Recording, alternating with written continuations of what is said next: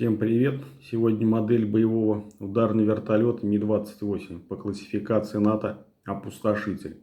Основная задача машины заключается в том, чтобы эффективно уничтожать легкие и средние танки, живую силу противника, воздушные цели, передвигающиеся на малой скорости. Ми-28 способен совершать фигуры высшего пилотажа: петлю Нестерова, перевороты Мельмана, бочку, полет боком, полет назад. Разработка вертолета велась на конкурсной основе с 1976 года. Боролись в рамках мероприятия два УКБ – Камва и Миля.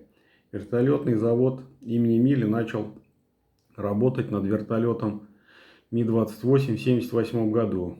Параллельно появились наработки по К-50 у Камва. Рассматриваемый летательный аппарат задумывался как боевой вертолет для двух пилотов. Некоторые конструктивные решения были взяты с Ми-24.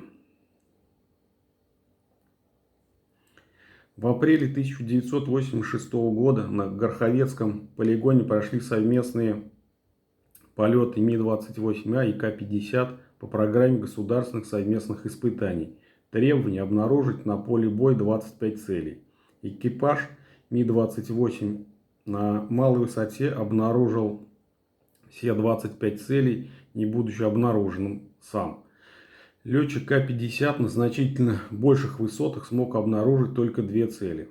Одним из ключевых элементов является компоновка кабины экипажа. Милицы сразу отказались от расположения членов экипажа рядом, поскольку такая схема не обеспечивала необходимые углы обзора. На Ми-28 была использована схема тандем, такая же, как на Ми-24.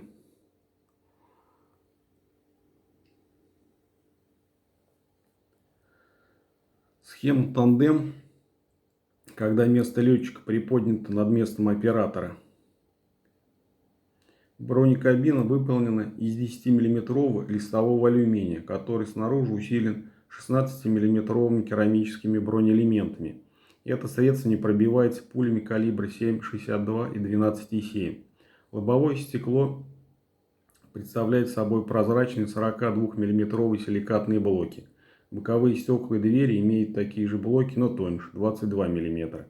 Кабина летчика и оператора отделены друг от друга 10-мм бронеплитой из алюминия. Она позволяет избежать гибели обоих пилотов даже при разрыве в одной из кабин осколочно-фугасным зажигательным снарядом малого калибра. Наиболее важным элементом, принципиально отличавшим Ми-28 от Ми-24, являлось разнесение двигателя. Это мероприятие, во-первых, гарантировало от одновременного поражения обоих двигателей, во-вторых, двигатели являлись дополнительными экранирующими элементами, защищающими главный редуктор и систему управления вертолетом. Шасси вертолетов Ми-24 выполнено не убирающимся, что обусловлено малым запасом времени при аварийной ситуации. К тому же неубираемое шасси позволило вертолету сбросить вес за счет отсутствия механизмов складывания и уборки шасси. Основные стойки шасси Ми-28 выполнены энергоемкими. Они специальным образом деформируются при грубой посадке с высоты до 100 метров, гася значительную часть энергии удара.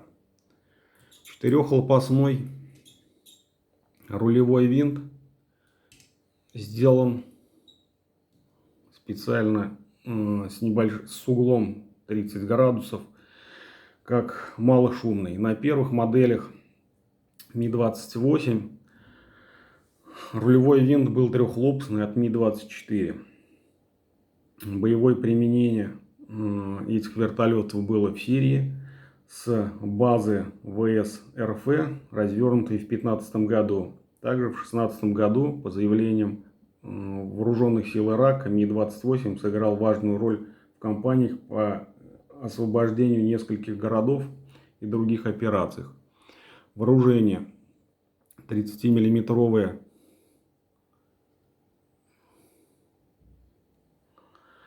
автоматическая пушка с количеством выстрелов 250, а также на крыльях установлены 4 точки подвески